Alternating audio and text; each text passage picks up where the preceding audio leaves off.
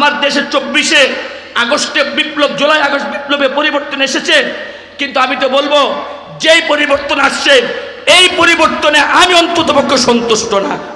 আপনারা সন্তুষ্ট কিনা তা জানি না, কিন্তু আমি অন্তত সন্তুষ্ট না। কারণ আমি বলবো আগস্ট জুলাই বিপ্লবের আগে যেমন চাঁদাবাজি হইতো এখনো চাঁদাবাজি হয়, ঠিক কিনা বলেন? আগস্ট বিপ্লবের আগে যেমন টেন্ডারবাজি হইতো এখনো টেন্ডারবাজি হয়। জুলাই আগস্ট বিপ্লবের আগে যেমন দুর্নীতি হইতো এখনো দুর্নীতি হয়। তখন যেমন ভাবে নাকি কোরআন সুন্নাহ বিরোধী আইন করার প্রবণতা ছিল, এখনো কোরআন সুন্নাহ বিরোধী আইন করার সুপারিশ হচ্ছে। সংবিধান থেকে আল্লাহর উপর আস্থা বিশ্বাস বাদ দিয়ে বহুত্ববাদ স্থাপনের সুপারিশ হচ্ছে। এখনো আমরা বলবো এই বিপ্লবের আমরা চাইছিলাম না। আমরা চাই 54 বছর হয়েছে দেশ স্বাধীন হয়েছে, এই স্বাধীনতার পরে এদেশের রাষ্ট্র ক্ষমতায় বিভিন্ন সরকার এসেছে, আওয়ামী সরকার, বিএনপি সরকার, জাতীয় পার্টি সরকার, বিভিন্ন সরকার এসেছে, কিন্তু আমাদের স্পষ্ট কথা কোন সরকারই এদেশকে চাঁদাবাজ মুক্ত করতে পারে নাই, সন্ত্রাস মুক্ত করতে পারে নাই। এখন আমাদের তৃণমূল পর্যায় থেকে দাবি একটা, 54 বছর দেখেছি বিভিন্ন মতবাদের শাসন। এখন আমরা চাই এদেশের 90% মুসলমান, তাদের মনের আশা কোরআনী আইন কায়েম হবে, কোরআনের বিধান মতো দেশ চলবে, তাহলে সন্ত্রাস চাঁদাবাজ মুক্ত হবে, ঠিক কিনা বলেন? এই যে নারী নীতি, নারী সংস্কার কমিশন, আমাদের বর্তমান সরকার বিভিন্ন বিষয় সংস্কারের জন্য 6টা কমিটি করছে। তার মধ্যে একটা কমিটি হইল নারী অধিকার সংস্কার কমিটি। নারী অধিকার সংস্কার কমিটি যে সুপারিশটা দিছে তাদের কাছে 2011 সালে আমার উস্তাদ মুহতারাম বাংলাদেশের সিংহ পুরুষ আল্লামা মুফতি ফজলুল আমিন রহমতুল্লাহ আলাই 2011 সালের 4 এপ্রিল নারী নীতির বিরুদ্ধে হরতাল ডেকেছিলেন। সারা দেশে নজিরবিহীন হরতাল হয়েছিল। ওই যে নারী নীতি, ওই নারী নীতিটা তৎকালীন মুফতি আমিন রহমতুল্লাহ আলাই সে আন্দোলনের ভিত্তিতে তৎকালীন আওয়ামী সরকার সেই নীতিটাকে স্থগিত করেছিল। এখন এই সরকার আসার পরে এখন আবার এই নারী অধিকার কমিশন সরকারের কাছে সুপারিশ করছে 2011 সালে যে নারী নীতিকে স্থগিত করা হয়েছে সে নারী নীতিকে বাস্তবায়ন করতে। বলেন না নাউজুবিল্লাহ? ওই নারী নীতির অনেকগুলো ধারা আছে, হযরত আলোচনা করবেন, আমি 1-2টা বলি। ওখানে এক জায়গাতে আছে যে নারী তসলিমা নাসরিনের কথা, দেহ আমার সিদ্ধান্ত আমার। বলেন না নাউজুবিল্লাহ? দেহ আমার সিদ্ধান্ত আমার, তার অর্থ দেহ আমার সিদ্ধান্ত আমার। নারী যেন বলতেছে আমার দেহ আমি মন চাইলে আমার বয়ফ্রেন্ডকে দিব, মন চাইলে আমি পতিতালয় গিয়া কাউকে দিব, মন চাইলে আমার স্বামীকে দিব। দেহ আমার সিদ্ধান্ত আমার। এই দেহর মাঝে অন্য কেউ কোনো হস্তক্ষেপ করবে সে অধিকার নাই। আমি যাকে ইচ্ছে তাকে দেহ দিব। বলেন না নাউজুবিল্লাহ? বলেন এই নারী নীতি যদি বাস্তবায়ন হয়, আবার কি লেখছে, স্বামী যদি স্ত্রীর সাথে মেলামেশা করে স্ত্রীর অসম্মতিতে, তাহলে এটা দর্শন বলে গণ্য হবে। বলেন না নাউজুবিল্লাহ? এটা আইনত দর্শন হবে।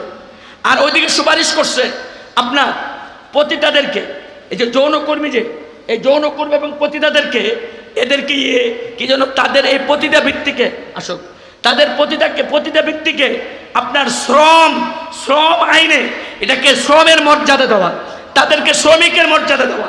এই জন্য আমি বলি এরা চাচ্ছে নারী অধিকার না, বরং এরা চাচ্ছে নারীকে একটা সামগ্রী বানায়া, ব্যবসার পণ্য বানায়া, প্রতিটা ইন্ডাস্ট্রি কইরা তারা এদেশকে বেশ্যাখানা বানাইতে যাচ্ছে, ঠিক কিনা বলে? এই জন্য আমাদের স্পষ্ট কথা, ফ্যাসিস্টরা যা করেছিল তোমরাও যদি তা করো, মনে রেখো এই নারী নীতি কোরআনের আইনে হাত দিয়া যেমন ফ্যাসিস্টরা বাঁচতে পারে নাই, ভবিষ্যতেও যদি কোনো ফ্যাসিস্ট এই কোরআনের আইনের উপর হাত রাখে তারাও বাঁচতে পারবে না, তারাও বাঁচতে পারবে না। এই জন্য এখন আমাদের সময় আওয়াজ তোলা, কোরআন সুন্নাহ বিরোধী কোনো সংস্কার আমরা চাই না, কোরআন সুন্নাহ বিরোধী কোনো আইন আমরা চাই না। আমরা চাই রাষ্ট্র চলবে কোরআন সুন্নাহ ভিত্তিক। আল্লাহ আমাদেরকে বোঝার তৌফিক মিনি। আল্লাহ বলেন পৃথিবীর বুকে ইজ্জত সম্মান আল্লাহর জন্য, আল্লাহ রসুলের জন্য এবং আল্লাহ রসুলের বিশ্বাসী মুমিনদের জন্য। এই আয়াত থেকে স্পষ্ট বোঝা যায় পৃথিবীর বুকে মুসলিম জাতি হইল ইজ্জতের আসনে থাকার জাতি। এটা আল্লাহ পাকের ঘোষণা। আল্লাহ বলেন পৃথিবীতে মুসলিম জাতি যারা, তারা ইজ্জতের আসনে থাকবে, তারা থাকবে সম্মানের আসনে। এটা আল্লাহ পাকের ঘোষণা। আর আমরা বাস্তব চোখে বর্তমানে আমরা কি দেখি? বাস্তব চোখে আমরা দেখি সারা পৃথিবীতে যদি লাঞ্ছিত অপমানিত কোনো জাতি থাকে তাহলে সেই জাতিটার নাম যেন মুসলমান, ঠিক কিনা বলেন? আমাদের এই বাংলাদেশ, এই দেশের 90% মানুষ মুসলমান, তারপরেও যেন এই দেশে কোরআনের কথা হক কথা বলতে অনেক বাধা বিপত্তির সম্মুখীন হইতে, ঠিক কিনা বলেন? 90% মুসলমানের দেশও কোরআনের বিরুদ্ধে আইন করার সুপারিশ করতে পারে নারীবাদীরা, ঠিক কিনা বলেন? কেন? দরকার তো ছিল মুসলমান ইজ্জতের জাতি, তারা ইজ্জতের আসনে থাকবে। তাহলে কোরআন বলতেছে মুসলমান ইজ্জতের জাতি, মুসলমান পৃথিবীর বুকে ইজ্জতের আসনে সমাসীন থাকবে। আর আমরা চর্মচোখে বাস্তবতায় দেখতেছি যে বর্তমান সময়ে পৃথিবীর বুকে সবচেয়ে লাঞ্ছিত এবং অপমানিত জাতি মুসলমান। মুসলমান সবচেয়ে নির্যাতিত, অপমানিত, লাঞ্ছিত অবস্থায় জীবনযাপন করতেছে। তাহলে কোনটা সত্য? আল্লাহর কথা সত্য না আমার চোখে দেখা সত্য? যদি আল্লাহর কথা সত্য হয়, আমার চোখের দেখা এটাও তো মিথ্যা হতে পারে না, কারণ বাস্তব তো মিথ্যা হয় না। তাহলে এখানে একটু বুঝতে হবে আমাদেরকে, আল্লাহ রাব্বুল আলামিনের কথাও সত্য, আমরা যা চোখে দেখতেছি তাও সত্য। তবে এখানে একটা রহস্য আছে, সেই রহস্যটা বর্তমান সময়ের মুসলমানরা না বোঝার কারণেই আজকে মুসলমানরা লাঞ্ছিত, অপমানিত। আল্লাহ রাব্বুল আলামিনের ঘোষণা, মুসলিম জাতি ইজ্জতের জাতি, ইজ্জত মুসলমানদের কপালে, ইজ্জত মুসলমানদের পদে চুম্বন করবে। কিন্তু তারপর আমরা বাস্তবে দেখি মুসলমানরা লাঞ্ছিত। কারণ কি? এর কারণ হলো আল্লাহ রাব্বুল আলামিন যে বলেছেন মুসলমান ইজ্জতের জাতি, তাও ঠিক, কিন্তু মুসলমান যে লাঞ্ছিত অপমানিত হচ্ছে তাও ঠিক। কারণ কি? কারণ হলো আল্লাহ রাব্বুল আলামিন মুসলমানদের ইজ্জত যেই পথে রেখেছে, আজকে মুসলমান সেই পথ ছেড়ে দিয়ে অন্য পথে ইজ্জত খুঁজতেছে, এই জন্য তারা লাঞ্ছিত এবং অপমানিত হচ্ছে। মুসলমানদের ইজ্জত সম্মান হলো কোরআনের আইন বাস্তবায়নের মাধ্যমে, মুসলমানদের ইজ্জত সম্মান হলো কোরআনের সাথে সম্পর্কের মাধ্যমে। আমি আপনাদেরকে একটা উদাহরণ দিলে বুঝবেন। আপনাদের এই কুমিল্লা বদরপুর এলাকা কোনো মেয়ে আপনি বিবাহ দিলেন অন্য কোথাও, এখন এই এলাকার জামাই হিসাবে জামাইয়ের এই শ্বশুর বাড়িতে একটা কদর আছে, আছে কিনা বলেন? আছে। জামাই শুধু শ্বশুর বাড়িতে আসলে তার শাশুড়ি তার জন্য মুরগ পোলাও থেকে শুরু করে যত ভালো ভালো খাবার দরকার সেগুলোই রান্না করবে। বলেন তো এই শ্বশুর বাড়িতে জামাইয়ের কদর কিসের জন্য বলেন তো? শ্বশুর বাড়িতে জামাইয়ের কদর কেন? এই জামাইয়ের সাথে এই শ্বশুর বাড়ির মেয়েটার সম্পর্ক আছে, ঠিক কিনা বলেন? এখন বলেন তো আপনার এই আদর্শ বদরপুর এই এলাকার কোনো মেয়েকে বিবাহ দিচ্ছেন কোনো স্বামীর কাছে, নোয়াখালীর কোনো ছেলের কাছে, এই ছেলেটা যদি এই মেয়েটাকে তালাক দিয়া বদরপুর গ্রামে আসে, আর রাস্তার মুখেই লোকেরা তাকে জুতা পেটা বা মারপিট করে, তার শ্বশুর বাড়িতে খবর যায় যে তোমার মেয়ের জামাই তো এলাকায় আসছে, তাকে মানুষ বাজারে জুতা পেটা করছে, তারা কি তার সাহায্যের জন্য আগায় আসবে? বরং কি বলবে? তার শাশুড়ি বলবে, গোলামের পুত গোলাম, আমার মেয়েকে তালাক দিয়ে আবার এখানে আইসো, খাইছো, মাইল খাইছো, আরো খাওয়া দরকার, আরো কেন খাইলা না, ঠিক কিনা বলেন? তাহলে বোঝা গেল শ্বশুর বাড়িতে জামাইয়ের কদর হয় মেয়ের সাথে সম্পর্ক থাকলে। যখন মেয়ের সাথে সম্পর্ক নষ্ট হয়ে যায়, তখন শ্বশুর বাড়ির সাথে জামাইয়ের সম্পর্ক থাকে না। শ্বশুর বাড়ির সাথে যখন মেয়ের সাথে যখন জামাইয়ের সম্পর্ক থাকে না, শ্বশুর বাড়িতে ওই জামাইয়ের কদর থাকে না। ওই জামাই যদি পথে ঘাটে রাস্তাঘাটে মায়েরও খায়, শ্বশুর বাড়ির লোকেরা বলে মায়ের খাইছে, আরে খা, আরো খাক, এতে আমার কোনো যায় আসে না। ঠিক তদ্রূপভাবে মুসলিম জাতির ইজ্জত এবং মুসলিম জাতির সম্মান হলো কোরআনের কারণে, কোরআনের সাথে সম্পর্কের কারণে, কোরআনকে আঁকড়ে ধরার কারণে। আজকে মুসলিম জাতি কোরআনকে ছেড়ে দিয়েছে, কোরআনের পথ ছেড়ে অন্য পথে তারা ইজ্জত খুঁজতেছে।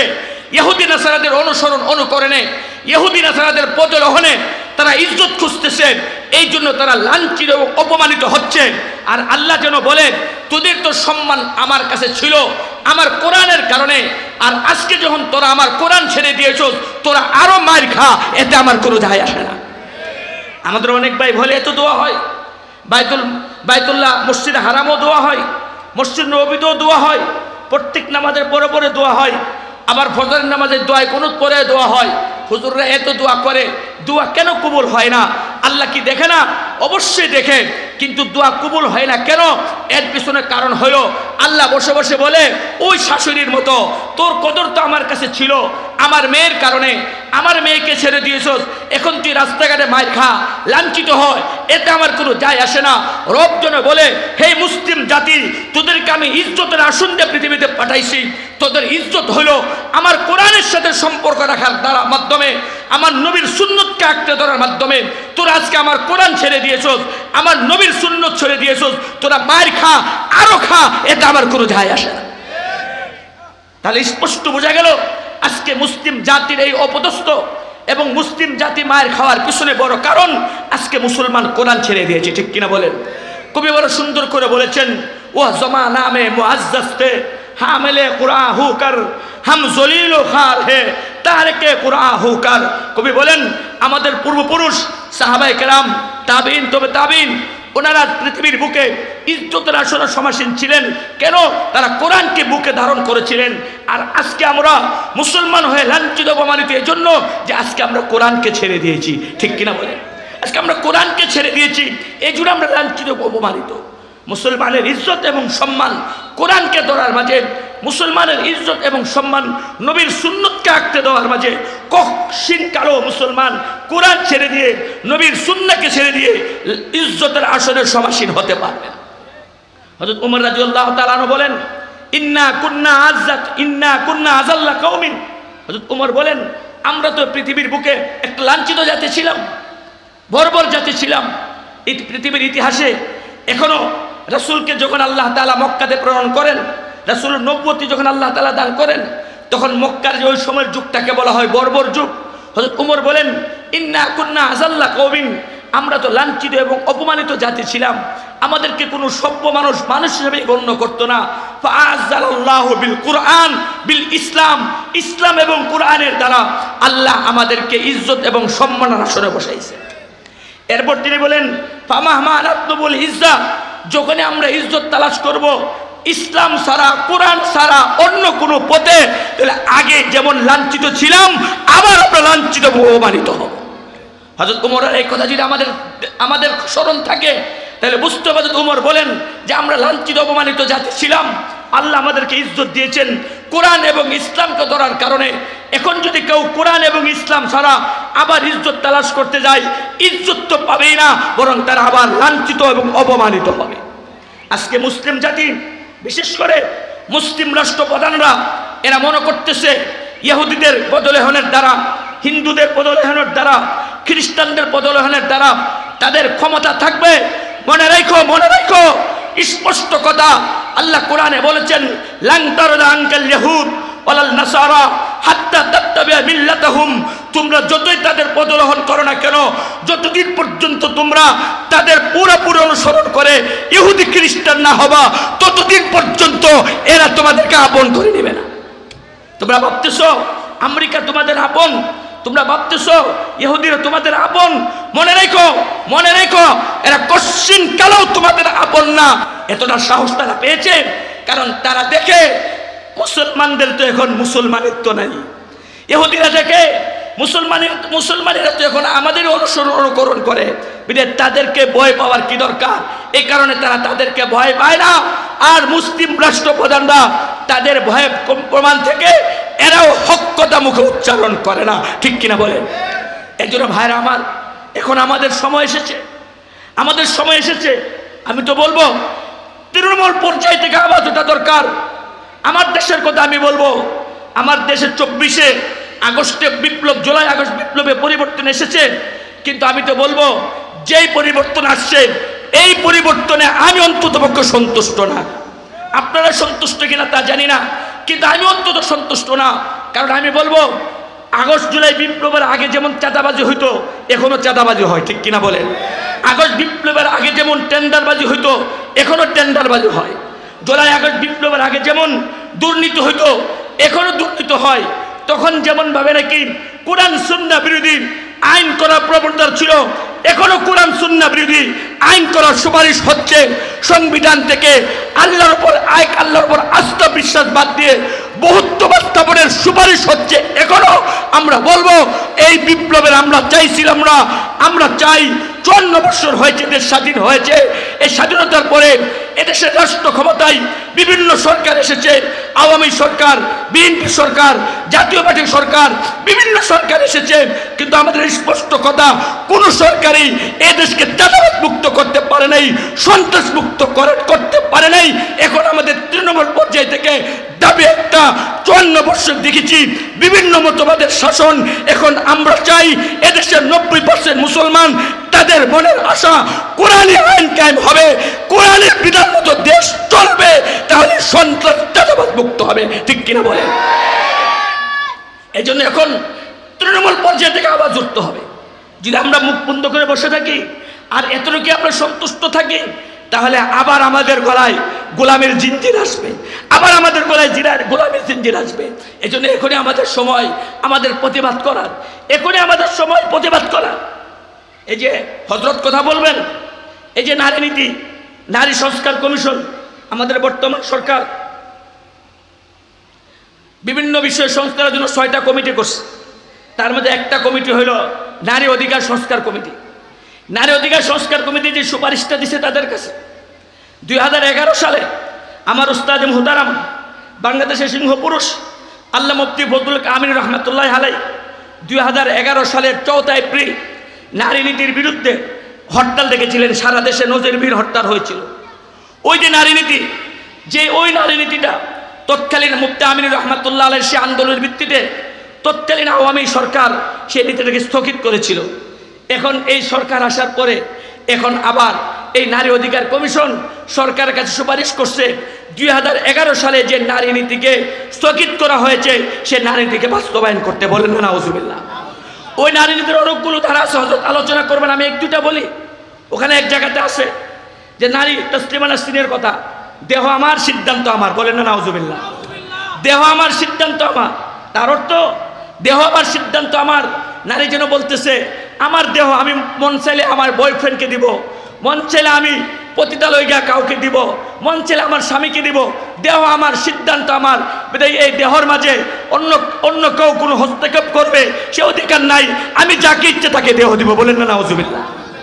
বলেন এই নারী নীতি যদি বাস্তবায়ন হয়, আবার কি লেখছে, স্বামী যদি স্ত্রীর সাথে মেলামেশা করে স্ত্রীর অসম্মতিতে, তাহলে এটা দর্শন বলে গণ্য হবে। বলেন না নাউজুবিল্লাহ।